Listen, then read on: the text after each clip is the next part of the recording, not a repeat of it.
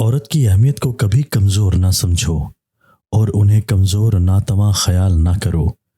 عورت کا وجود اپنی جگہ مستقل حیثیت رکھتا ہے۔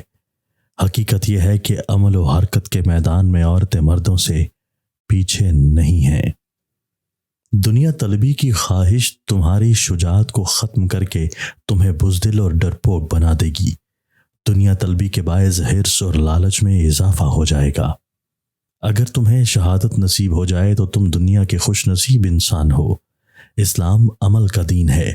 جو بہتر اخلاق اختیار کرے گا وہی اپنے انعام کو پہنچے گا۔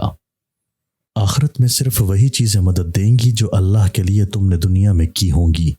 اللہ سے ڈرو اور اس کے بندوں کا احترام کرو اور ان کی بھلائی کے لیے کام کرتے رہو۔ جو گروہ اس سطح پر نمودار ہوگا اپنے نقوش و اثرات چھوڑ کر فنا کی وادی میں روپوش ہو جائے گا۔ یہاں نہ حاکم رہے گا، نہ محکوم، نہ رعیت رہے گی، نہ رائی۔ جس کام میں اللہ کا خوف شامل نہیں ہوگا وہ رائے گاں جائے گا۔ قیامت والے دن ثواب کے ترازو میں اس کو نہیں ڈالا جائے گا۔ جس کام میں جب تک خلوص اور جد و جہد نہیں ہوگا وہ کام اپنی منزل کو ٹھیک حالت میں نہیں پہنچ پائے گا۔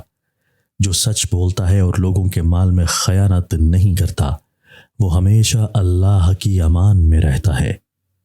بہترین رفیق وہ ہے جس کا رفیق اللہ کے ساتھ نیاز مندی، اللہ تعالیٰ کی دوستی اس بندے کے دل میں داخل نہیں ہوتی جو مخلوق پر مہربان نہ ہو۔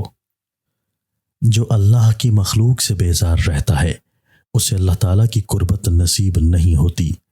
جاہل سے بحث سے بہتر ہے کہ تم تنہائی اختیار کر کے خاموش ہو جاؤ۔ 60 سال والے چہرے پر گاجر کا جوس لگاؤ، 4 دن کے بعد چہرہ 20 سال جیسا ہو جائے گا۔ جو بندہ کسی بھی پریشانی کو سر پر سوار نہیں کرتا وہ جلد ہی پریشانی سے چھٹکارا پا لیتا ہے۔ جو اللہ کی نعمت کی قدر نہیں کرتا وہ کبھی بھی خوش نہیں رہ سکتا، ساری زندگی ذلیل ہوتا رہتا ہے۔ سچ کڑوا ضرور ہوتا ہے لیکن اس کا پھل انتہائی میٹھا اور لذیذ ہوتا ہے۔ جو سچ نہیں بولتا ہے اس کی مٹھاس سے محروم رہ جاتا ہے۔